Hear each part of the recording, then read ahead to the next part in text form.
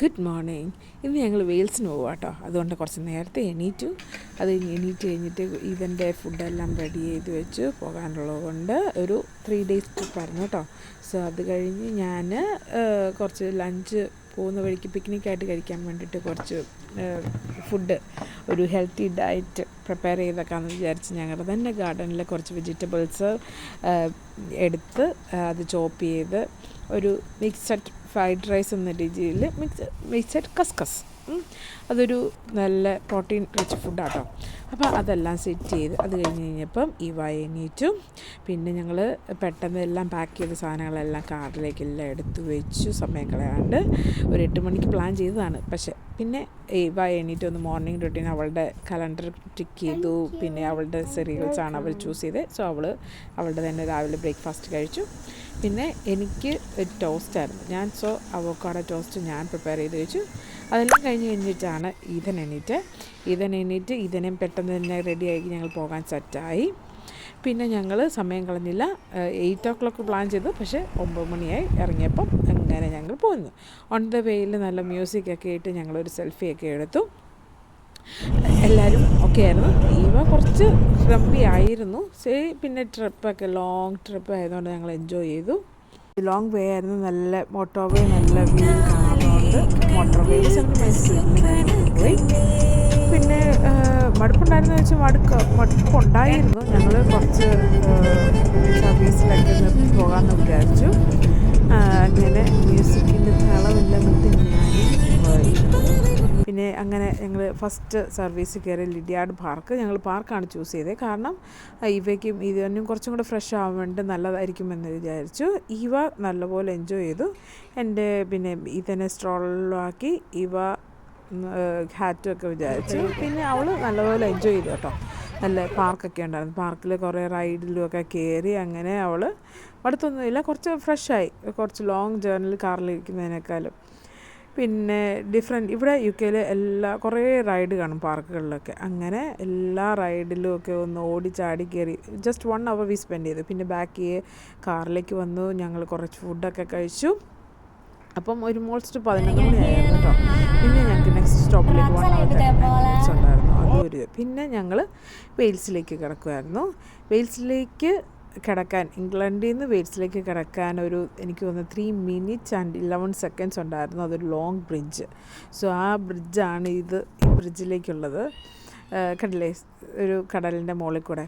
നല്ലതായിരുന്നു കേട്ടോ. ഒരു ഡിഫറെൻ്റ് എക്സ്പീരിയൻസ് ആയിരുന്നു ഞങ്ങൾക്ക്.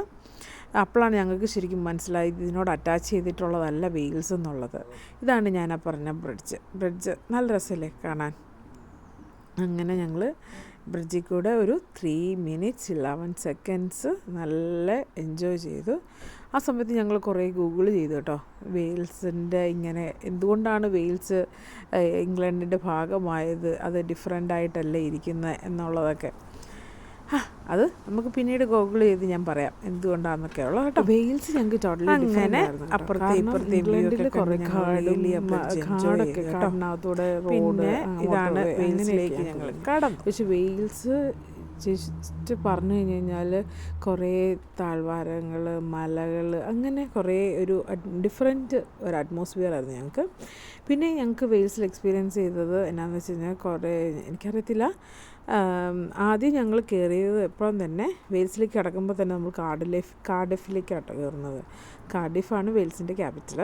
അപ്പം അതിലേക്ക് കയറി. ഇതൊരു ഹോഴ്സ് വാനാട്ടോ, ഹോഴ്സ് കൊണ്ടുപോകുന്നത്. പിന്നെ ഞങ്ങൾ കുറച്ച് നേരം ഹാർഡിഫിലിരുന്നു. അണ്ടർഗ്രൗണ്ട് ബ്രിഡ്ജിൽ കൂടെയൊക്കെ ഞങ്ങൾ ട്രാവൽ ചെയ്തു. പിന്നെ നല്ലതായിരുന്നു. പിന്നെ വെയിൽസിൽ കുറച്ച് നമ്മൾ ഇംഗ്ലണ്ടിനേക്കാളും കുറച്ചും കൂടെ തണുപ്പുണ്ടോ. പിന്നെ ഇതിൻ്റെ നീച്ചറിൻ്റെ വഴി അവനെ ഹാപ്പി പിന്നെ മ്യൂസിക് നമ്മൾ വണ്ടിയിലിട്ടിരിക്കുന്നതുകൊണ്ട് ഞാൻ ഭയങ്കര മ്യൂസിക്കിൽ ഡാൻസൊക്കെ ചെയ്ത് ഇരുന്നു. എൻ്റർടൈൻമെൻറ്റ് ആക്കണം എന്ന് വിചാരിച്ചിരുന്നു. ഇതിനുറങ്ങിയ എണീറ്റതിൻ്റെ ക്ഷീണത്തിൽ ഞങ്ങൾക്കപ്പോൾ ഒരു 20 minutes കൂടെ ഉണ്ടായിരുന്നു. കണ്ടില്ലേ, ഞങ്ങൾ ഓൾമോസ്റ്റ് മിഡ് വെയിൽസിലേക്ക് വന്നു കേട്ടോ. അങ്ങനെ അവിടെയൊക്കെ ഞങ്ങൾ പോകുന്ന വഴിക്ക് അത്ര ഷോപ്സൊന്നും ഞങ്ങൾ കണ്ടില്ല. ഇംഗ്ലണ്ടിനെ സംബന്ധിച്ചോളം അവിടെ ഷോപ്സും ഒക്കെ കുറച്ച് കുറവായിട്ട് എനിക്ക് തോന്നി, അറിയത്തില്ല. പിന്നെ കാണാം ഭയങ്കര മുകളിൽ ഈ നമ്മുടെ മൂന്നാറൊക്കെ പോകുന്നതിൽ മുട്ടക്കുന്ന് മാതിരി മലകളൊക്കെ കുത്തിയിരിക്കുന്നു. അങ്ങനെ ഞങ്ങൾ ബിക്കോൺ നാഷണൽ പാർക്കിലെത്തി. അവിടെ എനിക്ക് കൂടുതൽ ഫോട്ടോസൊന്നും കാര്യങ്ങളും എടുക്കാൻ പറ്റില്ല, ഭയങ്കര ഹെഡേക്കായിരുന്നു കേട്ടോ. അപ്പോൾ മൈഗ്രെയിൻ, അപ്പം അതുകൊണ്ട് കുറച്ച് വീഡിയോസ് ഒന്നുമില്ല. ഞങ്ങൾ അവിടെ വെച്ചാണ് ലഞ്ച് കഴിച്ചത്. അത് കുഴപ്പമില്ലായിരുന്നു, കുറച്ച് തണുപ്പുണ്ടായിരുന്നു, കുറച്ച് ഒരു മൂടലായിരുന്നു അവിടെ. എന്നാലും ഞങ്ങൾ നല്ലൊരു എൻജോയ് ചെയ്തു. അവിടെ നിന്ന് പോന്നു. തിരിച്ച് സർവീസിലൊക്കെ കയറി പെട്ടെന്ന് ഞങ്ങൾ പോന്നു. പിന്നെ ഞങ്ങൾ നേരെ പോയി ഞങ്ങളുടെ കസിൻ്റെ അടുക്കലേക്കാണ്. അവൾ താമസിക്കുന്നത് അബ്രസ്വിത്ത് എന്ന് പറഞ്ഞ മിഡ് വെയിൽസിലാട്ടോ. പിന്നെ അവിടെ നിന്ന് ഞങ്ങൾ അവളെ പിക്ക് ചെയ്തു. ഞങ്ങളുടെ ഡെസ്റ്റിനേഷനിലേക്ക് ഞങ്ങൾ പോന്നു. അവിടെ നിന്ന് അടുത്ത ഒരു ജസ്റ്റ് ഒരു 17 മിനിറ്റ്സ് ഡ്രൈവേ ഉണ്ടായിരുന്നുള്ളൂ ഞങ്ങളുടെ താമസ സ്ഥലത്തേക്ക്. ഞങ്ങളവിടെ ഒരു കാരവാനാണ് ബുക്ക് ചെയ്തത്. ഒരു ചീപ്പസ്റ്റ് ആയിട്ടുള്ള അവിടെ സീസൺ ടൈം ആയിരുന്നു, അപ്പോൾ അവിടെ എല്ലാം എക്സ്പെൻസീവ്. പിന്നെ ഞങ്ങൾ കണ്ടുപിടിച്ച് ഞങ്ങൾക്കൊരു ചീപ്പായിട്ടുള്ള ഒരു കാരവാൻ സ്റ്റേയിലാണ് കിട്ടിയത്. അവരുടെ ഒരു വീട്ടുകാർ നടത്തുന്ന കാരവാൻ കേട്ടോ, ഒറ്റ സിംഗിളാട്ടോ. ശരിക്കും ഒരു ഹോംലി അറ്റ്മോസ്ഫിയർ മാതിരി ഞങ്ങൾക്ക് തോന്നി. അവരുടേതായ കുറച്ച് ഗാർഡനും പിന്നെ അവരുടേതായ വെജിറ്റബിൾ ഗാർഡൻ പ്ലാന്റ് ചെയ്ത് നമുക്കൊരു വീടിൻ്റെ അറ്റ്മോസ്ഫിയറാണ് ഞങ്ങൾക്ക് അവിടെ ഫീൽ ചെയ്തത്. ഇതാണ് ഇൻസൈഡ്. ഇതൊരു ബെഡ്റൂമാണ്, ഫസ്റ്റ് ബെഡ്റൂം. പിന്നെ ഇതൊരു സെക്കൻഡ് ബെഡ്റൂം കയറി ചെന്ന ഉടനെ. പിന്നെ അവിടെ ഒരു ടോയ്ലറ്റ് ഉണ്ട് വിത്ത് ഷവർ.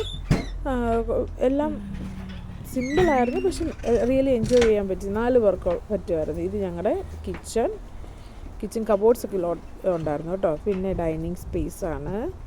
പിന്നെ ഇത് ലോഞ്ച്, കുഴപ്പമില്ലായിരുന്നു കേട്ടോ. പിന്നെ 2 ഔട്ട്സൈഡ് ഡോർ ഉണ്ടായിരുന്നു, അതാണ് സെക്കൻഡ് വണ്ണാണ് ഇത്.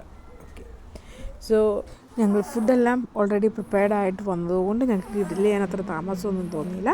അപ്പോൾ ഞങ്ങൾ പെട്ടെന്ന് തന്നെ ഗ്രില്ല് കഴിച്ചു. ഞങ്ങൾ ഡിന്നർ സ്റ്റാർട്ട് ചെയ്തു. അപ്പം പോയി കിടന്നു. അപ്പോൾ അടുത്ത വീഡിയോ കാണുന്നവരേക്കും ബൈ ബൈ.